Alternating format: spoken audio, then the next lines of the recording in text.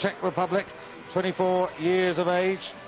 The best this season in the World Cup of 32nd. That was over 5 kilometers freestyle in Corunna way back right in November.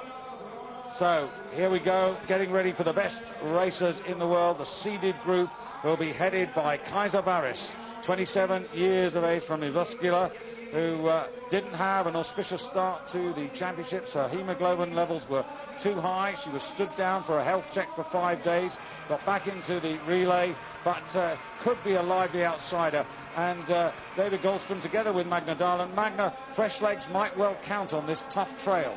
Yes, it's a very tough trail, and I speak with a lot of trainers, and they say that it's maybe a tougher track for the women at 30k than for the men at 50k tomorrow.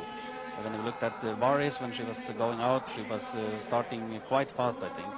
Sabina Valbuza, who precedes Gabriella Peruzzi for Italy. Now, this could be very interesting. Sabine Valbuza, who at the beginning of the championships was also struck down with the flu, so it's really interrupted her plans for medals here.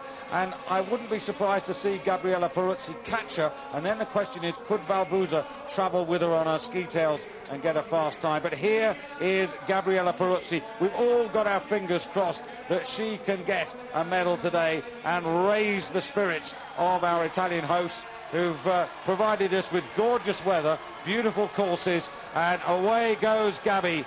33 years of age. She is the Olympic champion at this distance in 30 kilometers in classic style. Can she achieve the world championship in freestyle? Gavriluk of Russia. What do you think about her chances? Gavriluk also is prepared especially for this 30k. I know she has been the last 2 days up in Lavasi at about 1,800 meters to prepare with a good hemoglobin value for this race. So Gavriluk also relatively fresh. She's not done a great deal of world championship racing. 6th in the relay and 8th in the pursuit, so she could be effective. Nagakina, who precedes the start by 30 seconds of Kristina Smigan of Estonia, the big favourite. You can just see her in the background there wearing 23. And again, we talked about this, Magna, just before the race started, about whether Smigan catches Nagakina, and then Nagakina in those distinctive colours could hang on to Smigan for a fast race, which could even deliver her a medal. Yes, I think that can be a lucky number for Nagakina today. But here is, well, she was the birthday girl just a few days ago, 26 years of age, Kristina Smigan, a really bright star, already with a gold medal from the pursuit. That's the 5 kilometer classic and freestyle all in one go, which has proved pretty popular with a lot of people, but not everybody, including this young lady, who actually said, having collected the gold medal for that, I never want to do this type of race again. But maybe we'll persuade her to change her mind. The double bronze medalist from these championships, Olga Saviolova, bags of experience, but the first senior medals of her career when she collected the bronze in the 15 kilometer classic behind Bentascori and in the pursuit. Bentascori, who was here until 10 minutes ago but is on her way home. The tummy trouble that beset her has unfortunately reoccurred and ruled her out of this final chance for a medal attempt. And so straight on to Pio Maninen, the former sprint champion of the world, who lost her title just 48 hours ago in this very stadium, losing the title in a really dramatic series of competitions, which ultimately were dominated by Norway's Marit Bjørgen, who doesn't take any part in this race. It's too long, and besides which I'm not convinced she's recovered from the party. Hilda Pedersen, well, no one, as far as I can tell, of the most experienced racers, the ones who really have medal chances, have done what this lady is about to start now, Magna, which is to do all the races in the championship. Yes, that's a fantastic woman, Hilde Pedersen, and doing all the races is real great of her, and I think she is hunting for a medal today also. Of course, she has got her first individual senior medal, which she collected, I should say Hilde Pedersen getting the bronze medal in the 10 kilometer classic, and of course she's got a bronze from the relay. Jenny Olsen getting better and better. Yes, she is going a little bit up and down. In the first race, she was 5th place, and then she made a bad pursuit for her. But I think and hope that she can fight against the top 10 today. From Asana, not yet 24 years of age, so yet to reach her full strength. And here's Jenny Olsen's team, not her teammate, but in the similar colours, Shevchenko of the Ukraine, wearing 28 today. Shevchenko, who's having her best season, much more consistent, and an outsider with possibilities. Yes, and she is maybe best in the skating races, but this year she improved also the classic technique. And like Bente Martinsen said, we should look up for Shevchenko today. Yeah, 9th in the pursuit, not without a chance, the Ukrainian. Evie Sakenbacher. Well, we thought that she was absolutely certain to be a medalist in the sprint, but it didn't work out that way. The tactics, well, they were a little poor. Yeah, I talked to the head coach of the German team, Jochen Behle, just before the start, and he said that Evie was in very good shape and very good motivated, so she is fighting for a medal today too. Yes, I don't think we've ever doubted Evie's motivation. Here we're moving up the course now, and this is Kaiser Varis coming up to the 2.2 kilometer point, and you can see the sister Natalia Zatikova, who's set the fastest time, going early, but Varis is much faster. She's well ahead of Zatikova by about 10 or 11 seconds, we reckon, and Valbuza also likewise should be faster, and Varis with a nice rhythm. Yes, looking very good here. And when we look at the start, I think it was Kaiser Varis and Gabriela Paruzzi who was starting the best in the first 100 meters. Paruzzi, in fact, you're absolutely smack on there, because we've got Paruzzi travelling about 3 seconds faster, and this is Valbuza in the characteristic red hat that she always wears. Still, they're going off from the starting gate. You can see the starters in that little box, but now we really concentrate on the progress of the red group, and we've got Paruzzi faster than Varis, faster than Valbuza, and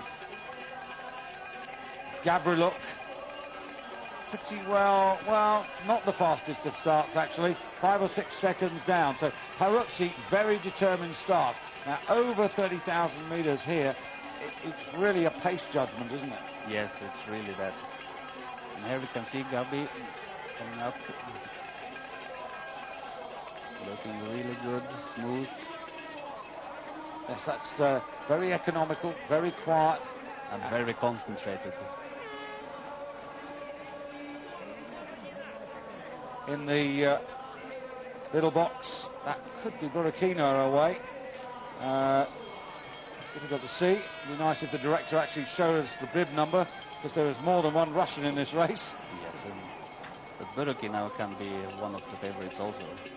I think Burkina, not a favorite, but an outsider who could get in there. We'll have to monitor her progress. And Smegan on the climb, we should see her soon. A steadier start than Paruzzi. It was noticeable, Magna, in the first week that a lot of people didn't realise how quickly you had to start to keep yourself in the race. But there we were talking about, particularly in the women, of distances of 10 and 15 kilometres.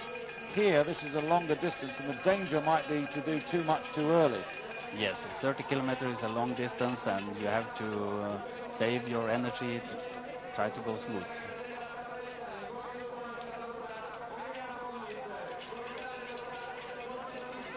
Ariana Follis away for Italy, but you're looking at Smegan coming up here. She's not going to be faster than Paruzzi, but already indications that the Russian Olga Zavialova, has started fast. Now, what about preparation this morning and plan and fluids throughout the race here, Magna? Going to be important because it's getting hotter. Yes, and right now it's quite cold in the snow, and it's not very fast, and the sun is coming more and more, and that will dry out the athletes, so the drinking fluid around the course at the last 15 will be very important. And ski preparation for today's race? I think it's almost the same conditions like before, and almost all nations now know how to prepare the skis for this snow. So just to elaborate on that, what skis, what wax? Yes, they are using not so stiff skating skis when they are going long distance, and it's important to have a wax that are good for long distances. Mostly they will use some floor carbon powders on the top of the ski waxing. Well, as you've seen there, Zaviolova is the new leader at 2,200 meters, but it is really early in the race. And she's got a 4-second, almost 5-second advantage over Peruzzi. Kaisavaris, 5 off the pace. Smeagan just behind Nagakina, and Gavriluk just 10 seconds back at the moment. And just keeping an eye on Hilda Pedersen.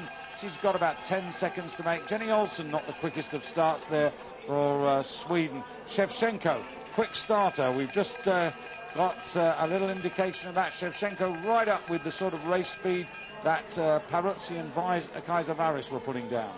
Yes, Shevchenko make a good start, and she's in only 5 seconds ahead of Zaviolova. It's a little bit surprising that Zaviolova is in the lead. Peruzzi second, Kaisavaris third, and Smeagan down at the 6th place. But 4 or 5 seconds at this stage is not a problem, because this is the sort of time deficit that the coaches can easily manage. Yes, that's right. But they want to stay in about 10 seconds from the leader after 2.2 kilometers. So we'd sort of already have a little bit of concern for the likes of Jenny Olsen being 15 or 16 seconds off the pace. Yes. 21, in fact, as you can see there. Since we last checked on her, she's lost another 4 or 5 seconds. So that's not an auspicious start. But Jenny is a little bit slow starter, and I think that we will see on the last part of the race that she is climbing in the list. Claudia Kunzel also in this race for Germany, and of course she's the world sprint gold medalist behind Marit Bjørgen. Disappointing that Bentascari couldn't be in today's race. You can see now Antonella Confortola coming through the stadium at the 7.5 kilometer mark. Early starter. She's through that in about 19 minutes. And we're looking for a race time of about an hour and 20 maybe. We see Evie Sachenbacher coming up to the intermediate time at the 9th place. That's okay, 14 seconds ahead. Kristin Styrer just starting in the little box there, the Norwegian representative from Samiland, and she's doing really well. And we think that, and indeed no less a person than Bentascari has reckoned that she's aiming for a top 10 place. So we need to track her. Becky Scott, very, very disappointed not to get a medal. Ended up 4th in the sprint final. But I'm not quite sure how she's going to prosper over 30 kilometres freestyle. But all credit to her for giving this a go. 22 seconds down. Burakina. Look at this for pace from Burakina, and we highlighted her earlier on, and Burakina with Zaviolova are leading the race. We've got Russia 1, Russia 2, Elena Burakina, Olga Zaviolova, Peruzzi 5 seconds off the pace, Shevchenko travelling at about the same speed as Peruzzi, and then Varis just behind, Smeagan within a couple of seconds, Nagakina getting a fast ride, and Nina Gavriluk a dozen seconds behind. Hilda Pedersen also within 15. Evie Sachenbacher exactly 15 seconds behind. And here comes Claudia Kunzel. Opening climb for Claudia. 13 seconds. So 2 of the Germans in the top 15. Now it will be interesting to see the next intermediate time. We have 2 Russians in the lead, and the others who are about 15 seconds after, they have to speed up a little bit now so they don't start losing too much in the opening. Yes, a really disappointing start though. The first of the 4 7.5 kilometer loops, a really disappointing race for Rita-Liisa Lassila of Finland. We thought that she'd be going a lot better, but she's 46 seconds behind Zatikova after the first quarter, so that is a poor start from her. Yes, and also for the Norwegian Jannik Østby. We'll take a break. We'll be back.